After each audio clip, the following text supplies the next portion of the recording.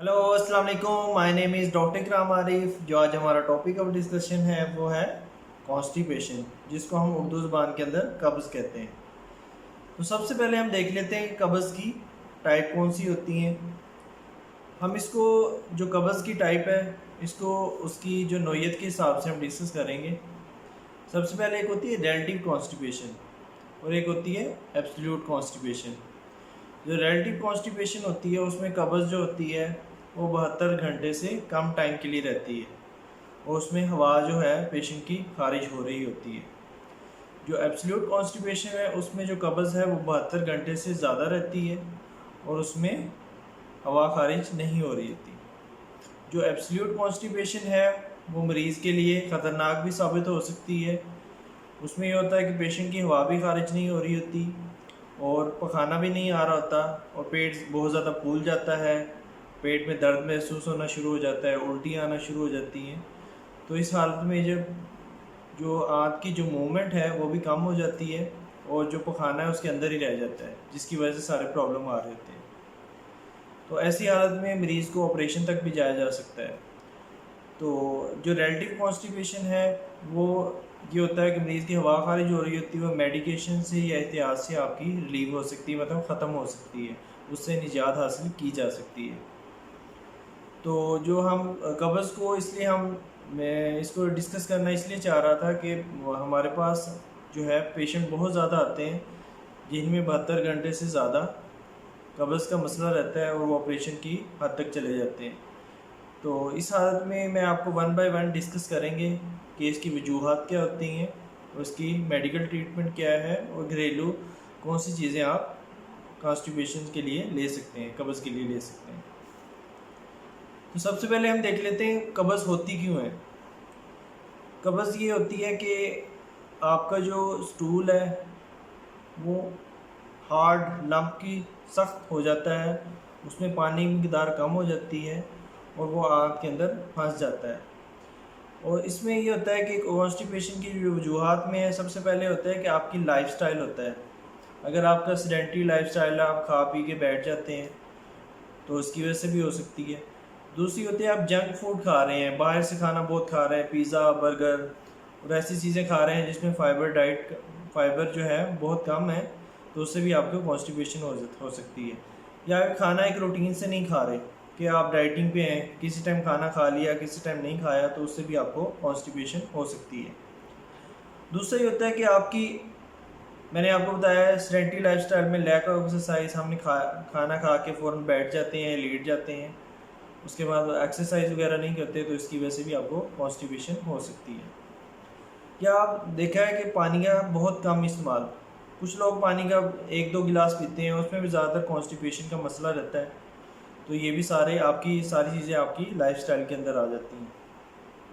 दूसरी होती है प्रोबायोटिक। प्रोबायोटिक की होते हैं, कुछ होते हैं हेल्दी आपके ऑर्गेनिज्म होते हैं आँत के अंदर, कुछ डेंजरस भी होते हैं, अनहेल्दी भी होते हैं। जो प्रोबायोटिक हैं जो आपकी आँत के अंदर ऐसे जरासीम होते हैं जो आपकी आँत को के लिए बहुत हेल्पफुल होते हैं, मतलब उसके लिए बहुत अच्छा साबित होती हैं।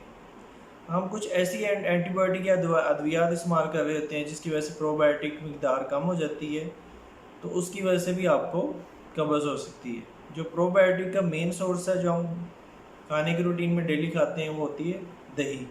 दही बहुत अच्छा सोर्स है प्रोबायोटिक्स के लिए।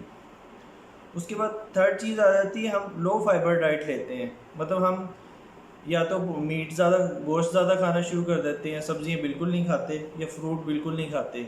अगर फ्रूट खाते भी हैं तो छिलका उतार के खाते हैं। जो फ्रूट का जो छिलका होता है उसमें सबसे ज़्यादा आपकी फ़ाइबर होता है। अगर आप छिलका उतार देंगे तो इसका मतलब यह है कि आप फाइबर को ज़ाया कर रहे हैं। सब्जियां ज़्यादा इस्तेमाल करें।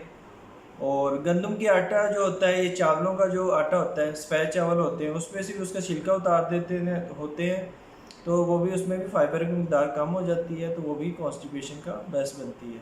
जो चोकर का आटा होता है या ब्राउन राइस होते हैं या ब्राउन ब्रेड होती है, उसमें बहुत ज़्यादा फाइबर होता है, वो कॉन्स्टिपेशन के मरीज़ों के लिए फ़ायदेमंद साबित हो सकता है। दूसरी क्या चीज़ होती है कि आप दही का इस्तेमाल कर सकते हैं। दही 3 टाइम यूज़ कर सकते हैं। आप सुबह के टाइम भी ले लें, नाश्ते के बाद ले लें, दोपहर के बाद ले लें, रात के टाइम ले लें, ठीक है। और आप इसमें ब्राउन ब्रेड, जैसे मैंने पहले बताया, ब्राउन ब्रेड, चोकर का आटा और ब्राउन राइस यूज़ कर सकते हैं। आप फ्रूट ज़्यादा से ज़्यादा यूज़ करें, छिलके के साथ इनको फ्रूट को इस्तेमाल करें। फ्रूट में आपने केला इस्तेमाल नहीं करना, वो कॉन्स्टिपेशन करवाता है। तो आपने बाकी फ्रूट आप यूज़ कर सकते हैं छिलके के साथ। उसमें फ्रूट आप कम से कम 3 टाइम ज़रूर यूज़ करें। और सब्ज़ियाँ आप तकरीबन 5 कप आप उसको ज़रूर इस्तेमाल करें, सब्ज़ियों का इस्तेमाल करें। और इसमें सब्ज़ियों में आप सलाद भी इस्तेमाल कर सकते हैं, अगर दोपहर के टाइम आप सलाद भी यूज़ कर सकते हैं। ये एक होता है तुत मलंगा होता है, वो भी आप यूज़ कर सकते हैं। अगर दोपहर को सलाद यूज़ कर रहे हैं तो रात को आप 1 गिलास तुत मलंगे का भी पी सकते हैं। जैसे गर्मियों का सीज़न है तो हमें ईज़िली अवेलेबल हो जाता है। और आप इसमें ये होता है, आप इसबगोल का इस्तेमाल कर सकते हैं। कुछ लोग होते हैं इसबगोल जैसे मुंह में डाला उसके बाद फ़ौरन पानी ले लेते हैं, ये इतना इफेक्टिव नहीं होता है ऐसे। इसमें होता है कि इसबगोल को आप पानी में डिबो के, मतलब उसको डिप करके रख दें, तो जैसे ही वो फूलना शुरू हो जाए उसके बाद आप इसबगोल ले लें, वो ज़्यादा आपके लिए इफ़ेक्टिव होगा। और इसमें आप ये होता है कि दूध के अंदर आप कैस्टीन ऑयल या ऑलिव ऑयल और आलमंड ऑयल डाल के उसको भी इस्तेमाल कर सकते हैं, वो भी आपके लिए काफ़ी इफ़ेक्टिव हो सकता है। या आप यूँ करेंगे अंजीर रात को भिगो के रख दें, उसको सुबह के टाइम ले लें, तो एक तो ये आपके क़ुव्वत मुदाफ़त के लिए बहुत अच्छी होगी और आपकी कॉन्स्टिपेशन को रिलीव करने में बहुत ज़्यादा मदद देगी आपको। और सबसे मेन इंपॉर्टेंट चीज़ आ जाती है पानी। पानी कम से कम आप 8 से 12 गिलास, और गर्मियों में आप इससे ज़्यादा भी पी सकते हैं। तो आपकी स्किन के लिए भी अच्छा है, आपकी आँख के लिए भी अच्छा है, पूरे जिस्म के लिए पानी बहुत ज़्यादा अच्छा है। तो इसमें से उसके बाद आ जाते हैं मेडिकल ट्रीटमेंट में। ये तो मैंने आपको कुछ घरेलू चीज़ें बताई हैं, देसी टोटके हैं जो मैंने आपसे डिस्कस किए हैं। उसके बाद आती हैं कुछ मेडिकेशन। मेडिकेशन में आपके पास टैबलेट्स फॉर्म में भी होती हैं, सिरप फॉर्म में भी होती हैं। अब टैबलेट फॉर्म में हमारे पास बिसाकोडिल या डिफरेंट टैबलेट्स हैं, वो आप यूज़ कर सकते हैं। वो आप अपनी डॉक्टर से मशवरे के बाद उसकी डोज वगैरह और ले सकते हैं आप। उसके बाद आ जाता है सिरप फॉर्म में। सिरप में आपके डिफरेंट सिरप हैं, क्रीमाफिन है, आपकी डूफेलक्स सिरप है, डिफरेंट सिरप है। वो भी आपकी डॉक्टर आपकी कॉन्स्टिपेशन के अकॉर्डिंग आपको मेडिकेशन दे सकता है, उसके सिरप को एडजस्ट कर सकता है। दूसरी चीज़ ये होती है कि आपको अगर किसी को मेडिकेशन से, मतलब गोलियों से भी और सिरप से भी फ़र्क नहीं पड़ रहा, तो उसमें हम ये देखते हैं ग्लाइसिन सपोजिटरीज होती हैं जिसको बत्तियाँ कहते हैं, वो भी रख सकते हैं, उससे भी कॉन्स्टिपेशन रिलीव हो सकती है। कुछ लोग होते हैं अगर उससे भी नहीं हो रहा तो फिर उसमें अनीमा देना पड़ता है। आपने बिला वजह अनीमा नहीं देना कि पहले ही मरीज़ को कब्ज़ हुई है उसको अनीमा दे दें, तो वो भी आपके जिस्म से, मतलब उसके लिए ख़तरनाक हो सकता है। आप अपने अनीमा लास्ट स्टेज पे, वो भी डॉक्टर की रिकमेंडेशन के बाद, ये डॉक्टर खुद दे, अगर आपको अलाउ करे फिर आपने अनीमा देना है, ऐसे अनीमा आपने नहीं देना। ये सारी चीज़ें करनी हैं ताकि कॉन्स्टिपेशन और इससे रिलेटेड कॉम्प्लिकेशन से बचा जा सके। इस वीडियो से मुताबिक कोई भी क्वेश्चन हो तो आप मेरे से कमेंट सेक्शन में पूछ सकते हैं।